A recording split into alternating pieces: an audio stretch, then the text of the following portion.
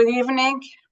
Welcome to our POOIA Professional Organization of Iranian Americans monthly lecture series. I would like to extend my profound appreciation and gratitude to our distinguished speaker, Dr. Fred Knowles, for whose presence I am indebted to Dr. Bahram Hojjati, professor of Valdosta University and a member of Kanoon.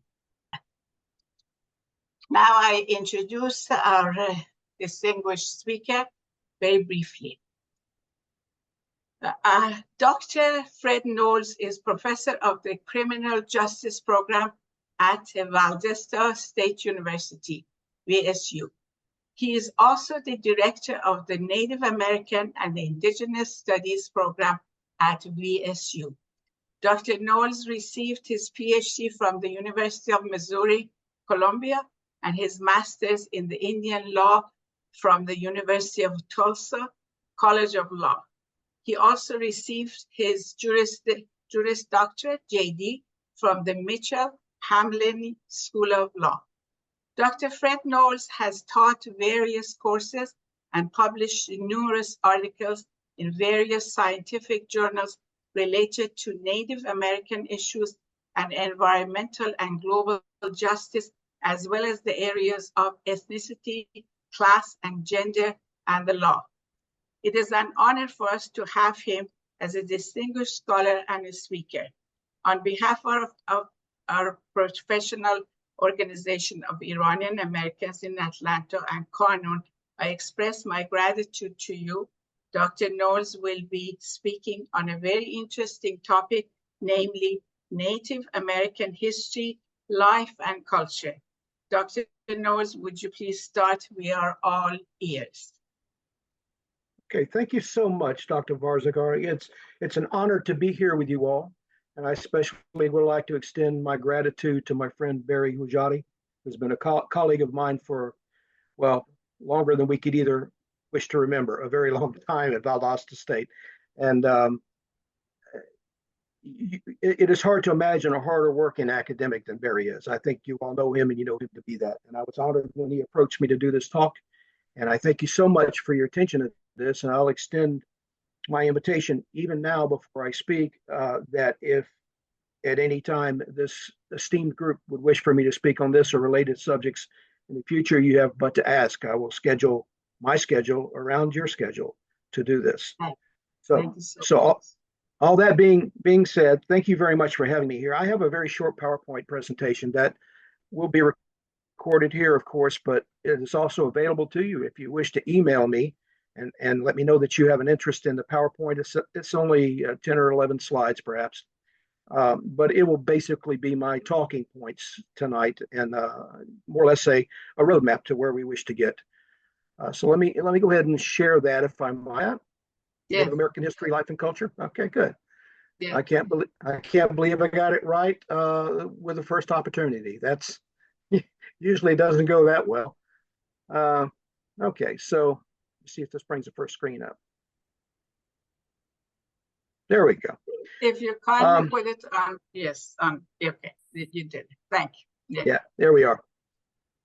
So the way I approach in my teaching of Native American history and life and culture is typically through an observation of federal Indian law being the United States policy, legal policy regarding Native American and indigenous populations. And I use the term Indian and Native American interchangeable because in the vernacular that's widely done. So when I say Indian here, I don't mean the continental Indian. I'm talking about the Native American indigenous population of not just North America, but America itself, USA as we see it today.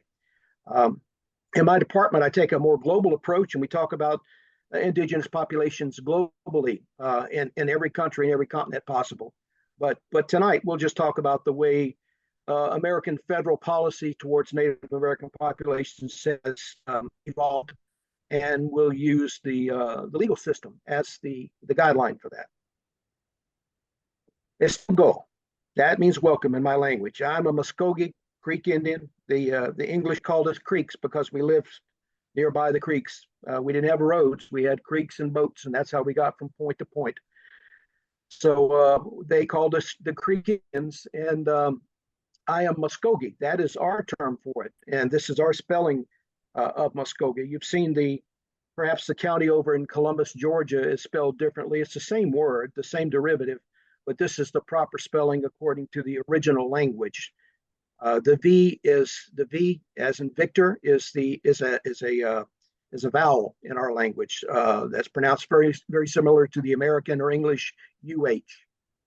So my tribe is originally from South Carolina over into northern Alabama, all of Georgia, down into northern Florida, and that was a large terrain there.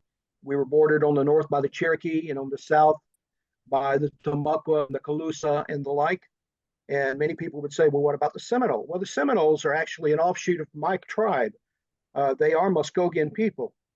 And when the colonists began to infringe in historic times, they moved west and they moved south. So what we now know to be the Seminole, which have a very solid, well positioned presence in South Florida, those are in fact Muskogean people.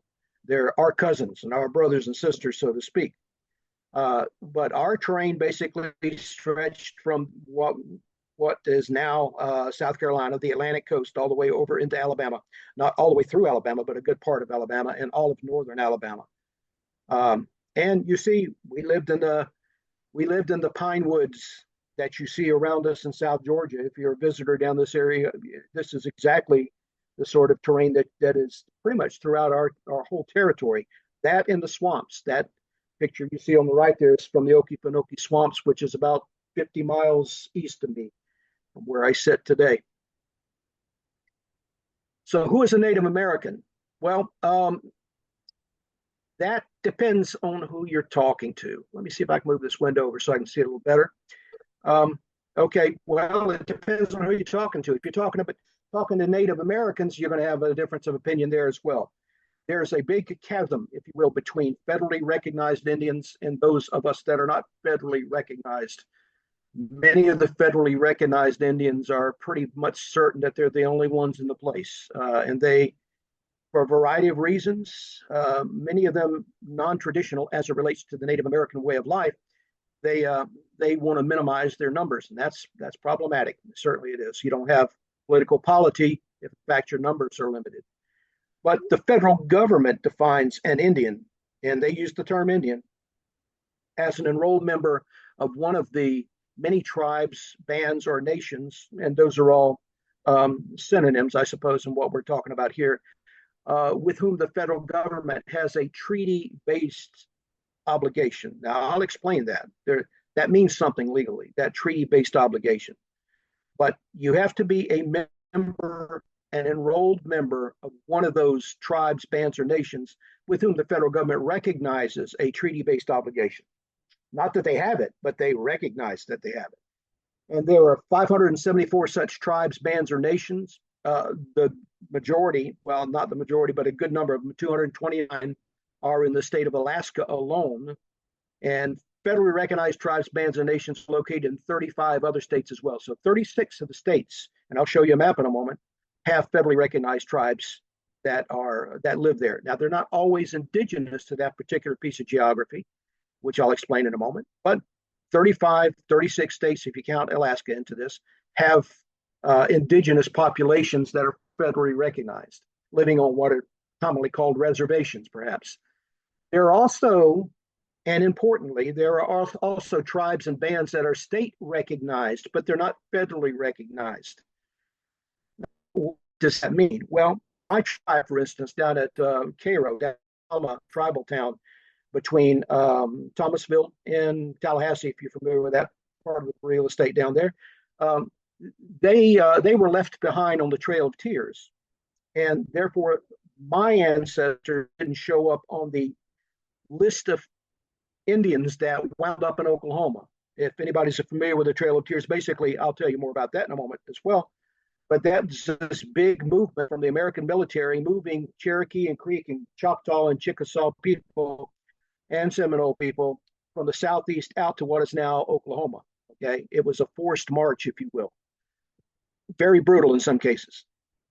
Some of us were left behind. Some of us were left behind because of treaties. In my occasion, my family was left behind because of a codicil in the Treaty of Fort Jackson, in which some Creek Indians, my people, my family specifically, who assisted as scouts in the Seminole Wars, were allowed to stay if they stayed hidden. That was a big point.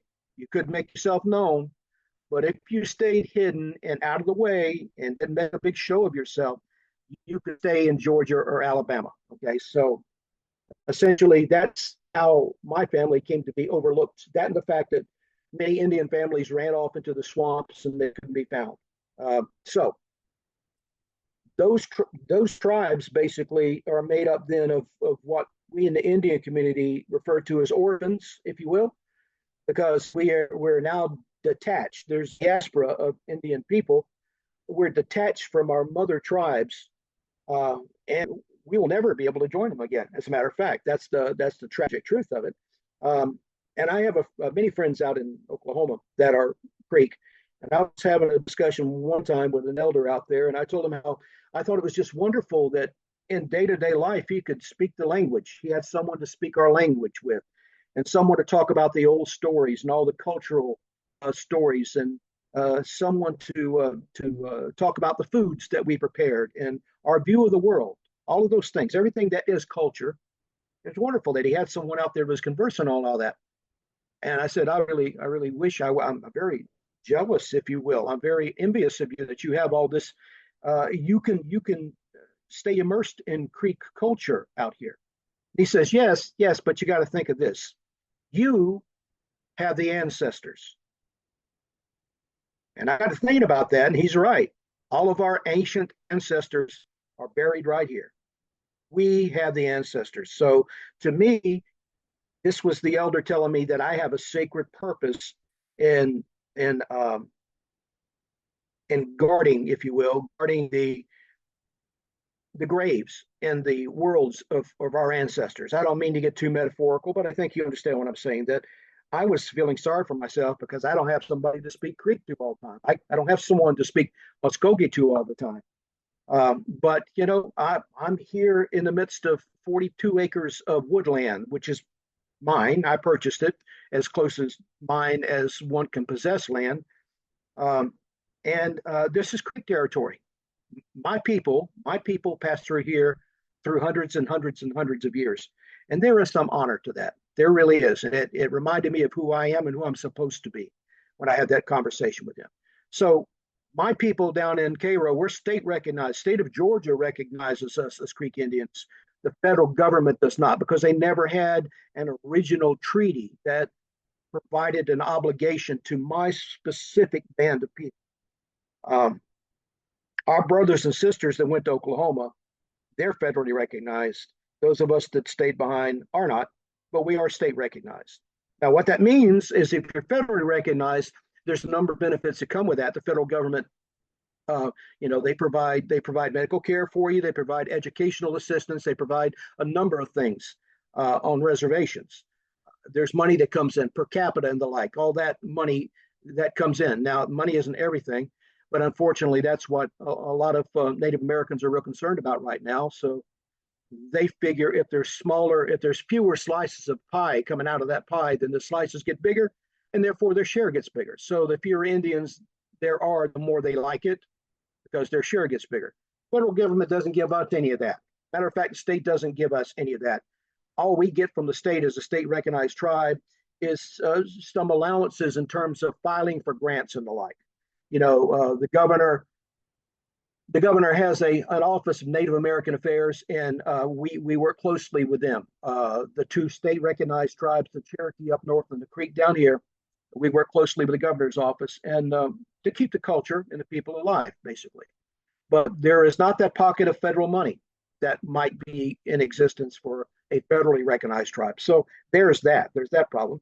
And, there's also the question of legitimacy, because quite honestly, nobody is going to question a federally recognized tribe with, are you really an Indian? But I've lived my life people telling me, well, you don't really look like an Indian. And my question is, what exactly does a Native American look like to you? Does it look like that guy on the old nickel? What does an Indian look like to you?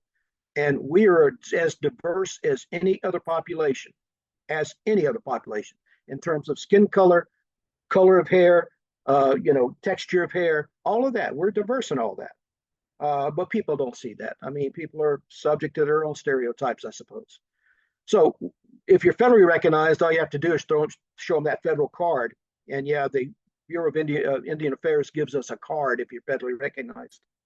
And that stops the argument as to whether you're really an Indian or not. But there are people, Native Americans who will argue that unless you're federally recognized, you're not a real Indian. And I'm afraid I've faced that a few times. Some people that I used to respect a great deal came up with that argument.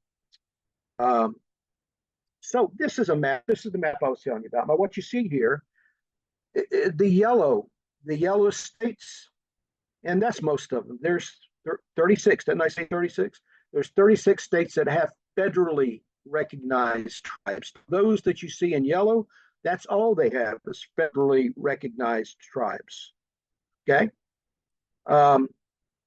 The red have federal and state recognized tribes. Okay. And the orange have only state recognized tribes. So that's that area. I don't know if you can see my cursor, but that's that area up there in the Northeast. And us here in Georgia, state recognized tribes. But you see that big swath of gray there. They don't show any recognized tribes. There is no legal Indian entity associated with any of those tribes, or any of those states, rather. And I can tell you there's not a state that you can go to that doesn't have Native Americans in it and Native American communities in it. So that's all absurd. Okay. But nonetheless, there's the map for you. As I said, the gold or the yellow, however it shows up to you, those are federal only. The red is federal and state. The orange is state only. And the gray or silver is no affiliation, no Indians to speak of. And you'll notice down here, Native Hawaiians are another legal classification altogether. You see, that's gray. That says there are no Indians there. Well, there are certainly Native Hawaiians down there. They're not considered Indians because they're a different variety. Well, there's some history in that too, because this state here, Alaska, is considered to have federally recognized Indians, but there were a lot of cases that came before the Supreme Court in which the federal government argued those people in Alaska were not real Indians for a variety of reasons. That's the topic of another conversation.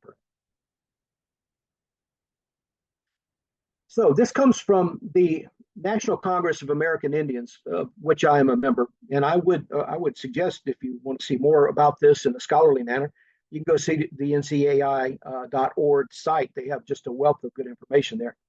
But here's the quote: Native peoples and governments have inherent rights and a political relationship with the U.S. government that does not derive from race or ethnicity. That's important, and I'll tell you why in a minute. Okay. Tribal members are citizens of three sovereigns: their tribe, the United States, and then the state in which they reside. They're also individuals in an international context with the rights afforded to any other individual. So there's an indigenous layer as well there. So in terms of deciding what is an Indian, well, this only describes the federally recognized Indian, but nonetheless, that's a very good, broad, and comprehensive definition of what is a federally recognized Indian. Now, the reason I don't know how to back up, but imagine for a moment that we were backing up. That little phrase in there about this not being a race or an ethnicity classification, that's a political classification.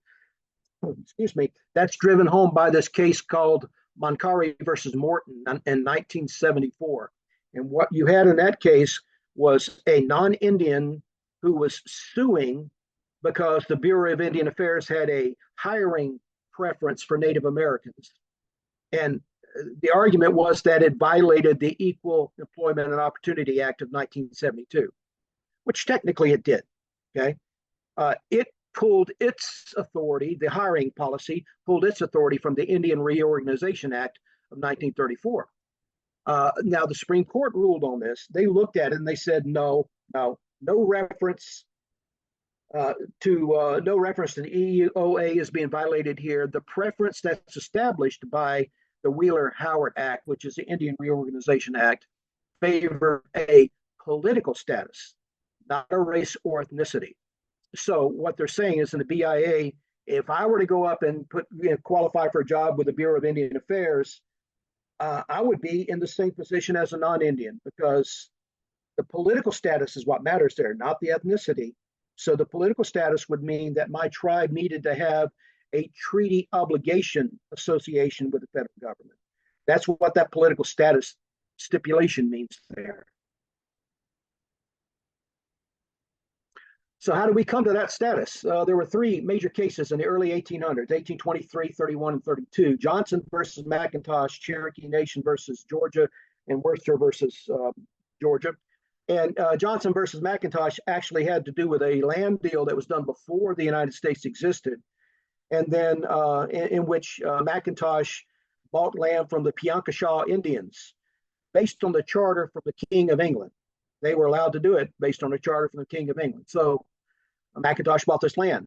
Well, after the Revolution, and now it's America, Johnson is making the argument, or the descendants of Johnson are making the argument that this is their land. They bought it from the federal government, the U.S. government, and they did. They paid money for the same parcel of land that had previously been sold by the tribe to McIntosh.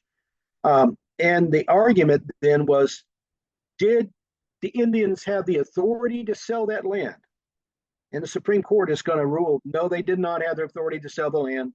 They were occupying it, but they did not possess it in a legal sense. It's a really messy case. You can read it at your leisure if you want, but it said that the Indians were not much more sophisticated than the wild, the wilderness animals. They occupied but did not possess, and subsequently they could not sell. Homa, do you have a question? I see a hand raised. Shall we wait till the end of the presentation? Okay. So, Homa, please just make a note of the question and we'll come back to it. Along comes Cherokee versus Georgia after that. Now, this is 1831, so the state of Georgia is a state of Georgia. And essentially what happens here, there's some intrigue here as well. Well, let me back up. Johnson versus McIntosh is very famous, or infamous, if you will, because what really, really happened there is both parties were in collusion to get the Supreme Court to make a decision to clarify land ownership, to support land speculation in the date. So that case, both parties colluded together to kind of force an opinion from the Supreme Court. Cherokee Nation versus Georgia comes along after that. And there's also some dirty dealing here too, because this really makes the state of Georgia look like the bad guy. And I'm not suggesting that they weren't. I'm not an apologist in this case, because they kind of were. But the reality is that the federal government had a deal soon after the federal government became in existence. They had a deal called the Yazoo land deals, associated with the Yazoo land deals, in which they promised the new state of Georgia that they would move all the Native Americans, all the Indians out of the new state of Georgia. And in return for that, the state of Georgia would cede the land from the current Georgia-Alabama border all the way over to the Mississippi. That all used to be Georgia. Everything that was Georgia, Alabama, and Mississippi all used to be Georgia. So Alabama, Mississippi, all that real estate was supposed to be ceded to the federal government, and in fact was, based on the promise that the federal government was going to remove all the Native Americans. Well, that didn't happen. And the Cherokee Nation up in the northeast corner of Georgia, they had a fine reservation up there, okay? And they were getting along just fine. And Georgia insisted that's part of our state. And the case comes up, and the downside to this, the Cherokee Nation didn't really lose it because the Supreme Court said, we don't have foundation to hear this case. The Cherokee Nation does not have standing to bring this case. To have standing, they would have to be on an equal footing with Georgia. They would have to be a state, which made sense at the time. And the Cherokee Nation and Indian nations generally are not on a same legal footing. And in this case, we get the infamous phrase of domestic dependent, in which Chief Justice Marshall described Native American tribes as domestic dependents, which were something less than the status of a tribe or European nation. Then the next year, Worcester versus Georgia comes along, and what we have Worcester versus Georgia is a very well-received missionary. The Cherokees loved the guy. He came into the same part of real estate over there in violation without permits from the state of Georgia. State of Georgia arrested him, tried him, convicted him, and put him in hard labor. And in his appeal, this went forward. And he won the appeal, but he only won the appeal because, probably, most likely, the argument was very similar to what was made in Cherokee Nation versus Georgia. But in this case, Worcester was a white missionary. So, he has a little bit more traction with the Supreme Court, and he subsequently won that case. So these three cases make up the policy that is going to be used then to define what is a Native American nation, what is a tribe, what is an Indian. They compose what's known historically as the Marshall Trilogy. And what would follow in 1832, as you see here, well, Chief Justice Marshall said in Worcester that the state of Georgia has no authority. Leave those Cherokee Indians alone on their reservation. Well, President Jackson, who was not known to be a lover of the Indians, he was really a horrible man when it came to his policy with Indians. He basically said, well, Chief Justice Marshall has made his decision, let him enforce it. And then he immediately worked in conjunction with Alabama and Georgia and the Carolinas. It began the Trail of Tears that you've probably heard about, that I spoke about just a few moments ago, that forced exodus, if you will, over what is now Oklahoma.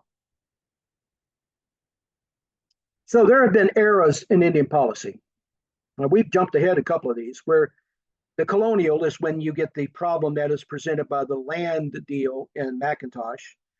And then in the 1870s, with the beginning of the new nation and into the 1830s, we have the treaty period, where treaties were just cut wholesale fashion, left and right, with Native American tribes. Treaties, you got to understand, and I think you're aware of this, they're a matter of international law. When you make an agreement, a treaty is basically an agreement between two sovereign nations, two sovereign entities to do something. It's a contract. It is a contract. So the treaties were intended to basically, in most cases, cede land for European incursion, and it basically pushed the Native American population westward. And in return for that, they've got various benefits promised to them, like agricultural benefits and educational benefits, things like that. Those were not always recognized. Essentially, what frequently happened is the federal government said, well, you gave us this much, we're coming back in 6 months and we're taking some more. And that was the nature of the treaties. They made agreements, the federal government made agreements, well, you give us this piece of real estate and we'll give you this in return for it, and we will not come back to you and bother you again. Well, that was a violation of the treaty, because they did. They turned around and came right back looking for more real estate. And then that leads to 1832. In 1830s, the removal period, where the big impetus then in the eastern states was to remove the Indians, just move them all to the west. And there was this area of wasteland out in what is now Oklahoma, where nobody thought anybody would ever settle out there. And they moved all the Indians out that way into Nebraska and Kansas, Oklahoma, that belt over there, because they figured this as far as we're going to go for a long time. But besides that, once we get those Indians out there, they'll die off anyway, and there won't be any resistance to us by the time we get ready to move west. And they stayed out there, and those reservations stayed out there unchallenged for just the longest time, until oil was discovered. And then all of a sudden, the land gets very valuable, and we can't have Indians out there living on that land. We need the land for oil. Okay, so we have the reservation period from the 1830s to the 1870s, and this oil problem comes up, and that further the incursion of population grows. They need more real estate for the growing population, and they come up with this thing called allotment. Basically, what they have done in this regard is they've used the argument that we have poverty on the reservations, that we have people that are starving to death. The resources are not being distributed as they're supposed to be. And the problem is the tribal governments. So what we'll do is we'll go into the tribe and we'll take these 1,000 acres, if you will, 1,000 acres of collectively held real estate, and we'll take a census of all the Indians, and we'll have the head of household, and then all the dependents for that head of household, and we'll allot specific amounts of acreage for each one of those parties. Okay, so the more children you got, the more acreage you got, but every head of household had an allotment of land, if you will. So they took this collectively held land that we all held together, okay, and they split it up and then assigned it to individual ownership. Now, the notion there is to make sure everybody gets equal resource, but in reality, what happened? And what many scholars, I included, think was the motive here is you split it up and put it in individual private ownership, and now you can sell it and buy it. Now you can alienate that land, you can sell it and buy it, and you can swindle the Indians who know nothing about property ownership. You can swindle them out of their land. And that is what exactly happened. Then there was also the boarding school period, which was the late 70s until the early 1930s. Actually, boarding schools continued into the 1960s. But what was happening there is various religious groups would petition the federal government to have Indians sent to their boarding schools, and the federal government would pay for them, right? And they would just basically come into an Indian community. Imagine this, if you will. This may not be very difficult, given the current state of events in the globe, but imagine, if you will, your community, your children are in that community, and an alien party comes in and takes those children from you without your consent. You didn't ask them to even be there. Takes your children from you, takes them on a wagon train hundreds of miles away. Where? You don't know. Puts this in a boarding school and then beats them for praying in their own language. Cuts their hair. Forces them to learn English. Changes their name to anglicized names. That's what went on. Brutality, murder, rape, everything you can imagine. These poor children were subjected to all of that, and the parents could not even get to them. Now, that was not the case with every boarding school. Certainly, you can find benevolent efforts there, but it was the case with enough boarding schools to give a jaundiced view to the whole practice. And the notion back then was you kill the Indian to save the man. That's what you were doing. You was trying to beat the Indian out of this child to allow them to assimilate into white culture. Then along comes another layer of enlightenment in the 1930s. That's when Franklin Delano Roosevelt came to power, and he had a Secretary of the Interior, Undersecretary for Indian Affairs named Collier. And Collier, for the first time, really was a pro-Indian in that position. He was very much pro-Indian. He was very much an advocate for Indians, and he would characteristically go out to the reservations all over the West and check and report in on the conditions of these folks. Just a good man from the Indian perspective. And they set up what was called the Indian Reorganization. And that was part of the New Deal. And the Wheeler-Howard Act that I was talking about a while ago, that was part of the Indian Reorganization. Well, it is another term for the Indian Reorganization Act. So there's this big package of federal regulation that was put into place to protect the Indian and protect the culture of the Indian. Okay. And that ran afoul of a lot of people in the Congress. The Congress eventually ran Collier out of office. And the Congress has never been a friend to the Indian. Let me put it that way to you. Okay. That ran till after the Second World War. I mean, from 1939 on through 1946, America's hands were full, so to speak, with the Second World War.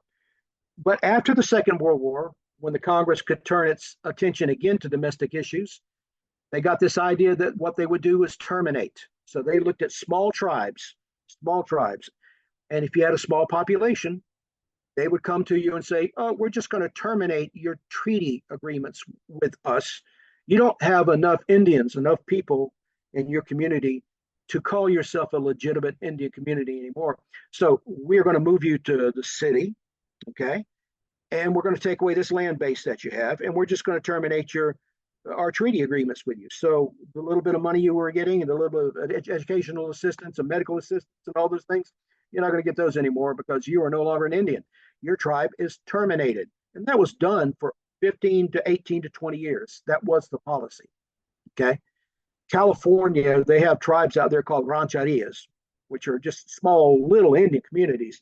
And man, the federal government went through that crew out there and just left and right, shut down Indian communities, took their land away from them, put them on a bus, send them to San Diego or Los Angeles, or in many cases across the border down to Juarez, because they didn't know the difference. And, subsequently dropped them off there and took the land as federal land. Okay. And that was widely done in the termination era. Then along comes the 60s, and you guys, you can imagine the turmoil, because there was global turmoil in the 60s. Everybody can recall studying those things. In America, there was wall-to-wall turmoil. Vietnam, equal rights for African Americans, equal rights for women, equal rights for gays, equal rights for everybody. It was a decade of turmoil. A lot of excellent social progress came out of that. Actually, there was a lot of social activism for Native Americans during that time. But a very surprising, and I don't like to give this guy credit for much, but a very surprising ally this one time did a good thing for Native Americans, and that was Richard Nixon. And he established what was known as the self-determination package, in which he gave power back over away from Congress and lesser power from the Bureau of Indian Affairs back into tribal governmental hands. And in many cases, that was a bad thing, and in many cases, it was a good thing. But that begins what's known now as the self-determination period, and that goes on in present. Okay? So those were the basic eras of Indian policy. Activism, this is from the 60s. That is the occupation of the Bureau of Indian Affairs in Washington, D.C. on the right. Those fellas there are from the American Indian movement, of which I am a proud member and have been for decades. I see a couple of people that I know that have gone on to their reward now. They've passed away. They were young men then, but a lot of us were young men then. The flag on the left there is one of those, one of about 4 or 5 flags that symbolize the American Indian movement. And basically it was activism. The federal government, in many cases, got frustrated with us and said that we were violent. We were never violent. There's a case of Leonard Peltier, who's down in the federal prison down in Marion, Florida, who is accused and was convicted of killing 2 federal officers. And I know for a fact he didn't do it. And everybody in the American Indian movement knows he didn't do it. That's another totally different case. And if you want to read a good book on that particular case, email me and I'll give you the citation, but it's called In the Spirit of Crazy Horse by a fellow named Peter Mathiasson. It's a fantastic book on a very fascinating case.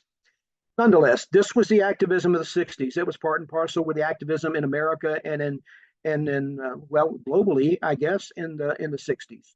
Great deal of reform. In some cases good, in some cases not so good. But now we don't do it that way. I'm represented in both of these pictures, I'm afraid. I'm American Indian movement from way back, but then again, this is the Supreme Court. This is the battleground now. This is where we get things done now in Indian policy. We have to affect change through the courts. And if you know anything about the American Civil Rights Movement and Thurgood Marshall, and Martin Luther King, and Malcolm X, and that turbulence of the 60s, Thurgood Marshall was the one who said, y'all come out of the street, go to law school, learn the law, let's win liberation in the courts. Okay, that's what he said. And basically, I'm a strong follower of that philosophy. I think that sovereignty and autonomy in the Indian world, Native American world, is going to be guaranteed, if at all, it's going to be guaranteed in the federal courts and the Supreme Court. Although with the current Supreme Court, I don't hold it. There's times when I don't hold much faith in them to do what's right, but then again, I'm like everyone else. I'm a critic.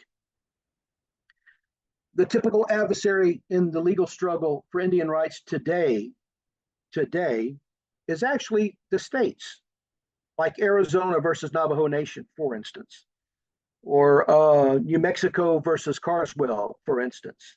So it's a state that sues or is sued by a tribal nation or an individual in the tribes. And what is interesting about that, and I think this is a good move, is the federal government usually comes in on our side. So it may be U.S. versus Nevada, which is a very famous water use case, riparian rights case, in which Nevada is arguing that the tribe does not have the rights that the tribe says it has regarding water use out there. And the federal government came in on our side of that argument and, in fact, endorsed our side, and we won that one. So it's not unusual now to see the federal government standing on our side of the V on these suits. And it's not unusual to see a state named on the other side there. So we've always had a difficult time with state governments, sometimes more so, and certainly recently more so than we did with the feds. So muddle, that's our word for thank you, muddle. And I appreciate your attention, and I hope that we've learned something from this. That's something that you found interesting there. If I can be of any assistance at all, I am absolutely available to you. And here's my office phone number, 333-5494, and there's my email. If you'd like the PowerPoint, I'm happy to send it to you. If you'd like to follow up with some conversation, I'd be delighted to hear from you.